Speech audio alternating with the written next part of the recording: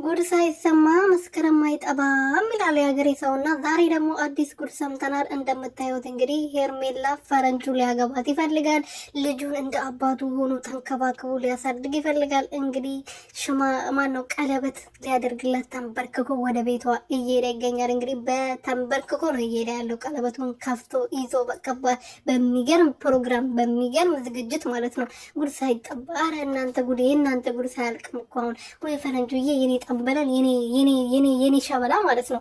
እንዴት ነው ሄርሜላ ምን ትሰራላለች? የሷ የጥፍጥፍ ቆንጅዬ የሆኑ ሴቶች አሉ አይደል እንዴ? እቺ የማንም ትርፍራፊ አረላንተ አትገባህም፣ ለአንተ አትገባም። እንኳን ለአንተ ለጠላቴም አልመኛ ደሳ ማለት ነው። እና የወንድም ፍቅረኛ ነኝ ከሱ ጋር እየተሳሳመች አንተ ተው፣ አንተ አርፋ አትቀመጥም። ሰላም ቤተሰብ እንዴት ናችሁ? ደህና ናቸው ያለው እግዚአብሔር ይመስገን። በያላችሁበት ሰላማችሁ ብዙ ትርፍርፍ ይበልልኝ። ጠፍቻለሁ በጣም ጠፍቻለሁ እና ሰብስክራይብ፣ ሼር፣ ላይክ እያደረጋችሁ እንድታበረታቱኝ በትህትና እየጠየቁኝ ዛሬ ደግሞ አዲስ ጉድ አዲስ ነገር ይዤላችሁ መጥቻለሁ። እዚህ ቤት ከመጣችሁ እንግዲህ አዲስ ነገር ሳሰሙ ከዚህ ቤት አትወጡም። ምክንያቱም አዲስ ነገር የሚሰባበት አዲስ መረጃ የሚታይበት ቤት ስለሆነ ማለት ነው። ፈረንጁ እንግዲህ ዛሬ ደግሞ ቀለበት ካላደረኩላት ሞቼ ይገኛለሁ። ሄርሜላ ማንም ብቻውን ሆና እንድታዝን አልፈልግም፣ ብቻውን ሆና እንድታለቅስ አልፈልግም። ከጎኗ መቆም አለብኝ። እኔ የሷ ፍቅር ሊደፋኝ ነው፣ በአጥሚቴ ልደፋኝ ነው።